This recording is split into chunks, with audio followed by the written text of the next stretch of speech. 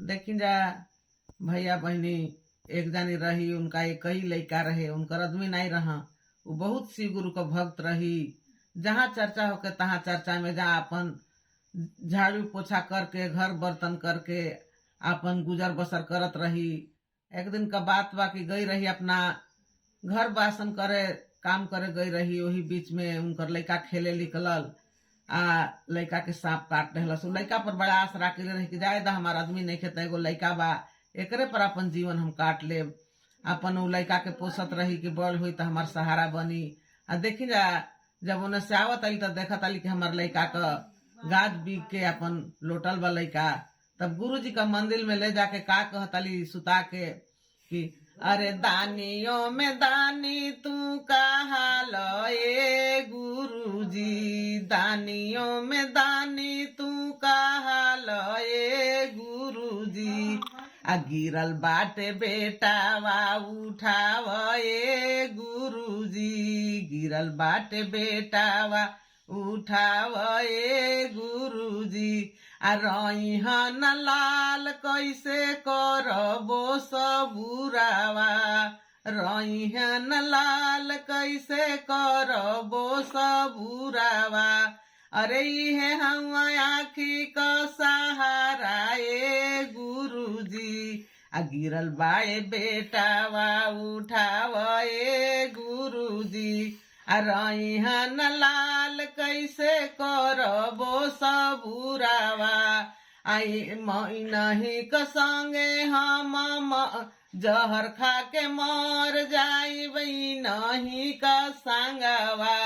आई है बाड़ा आखी का सहारा ए गुरुजी। गिरल बाड़े बेटावा उठावा ए गुरुजी, गिरल बाड़े बेटावा उठावा ए गुरुजी। दानियों में दानी तू कहा लए गुरुजी, गिरल बाड़े बेटावा उठावा ए गुरुजी। लाल खातिर कवनो जगहिया न छोड़नी, वैद हकीम डॉक्टर ओझा घरवा गईली। कतहू न मिलले सहारा ए गुरुजी। गिरल बाड़े बेटावा उठावा ए गुरुजी, गिरल बाड़े बेटावा उठावा ए गुरुजी। अरे दानियों में दानी तू कहा लए गुरुजी, गिरल बाड़े बेटावा उठावा ए गुरुजी। अरे ये बाड़े बूढ़ापा का सहारा ए गुरुजी। गिरल बाड़े बेटावा उठावा ए गुरुजी। फूल का समान हमरा लाल के उठवला। अरे चारी ओरी मचल जय जयकार ए गुरुजी। गिरल बाड़े बेटावा उठावा ए गुरुजी, गिरल बाड़े बेटावा उठावा ए गुरुजी। फूल का समान हमरा लाल के उठवला। अरे चारी ओरी मचल जय जयकार ए गुरुजी।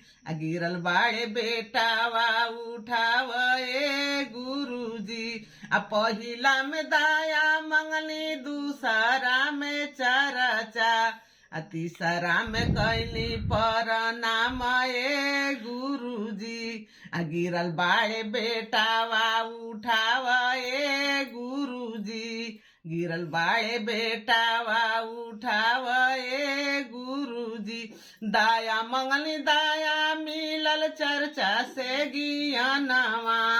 नमः शिवाय से बन गईल सब बिगड़ल कामावा। देखी जाओ कैसे अपना गुरु से दया मांग के अपना लड़का के बचा ले शिष्या बहना। यही से सब कोई गुरु से दया मांगो। हर हर महादेव।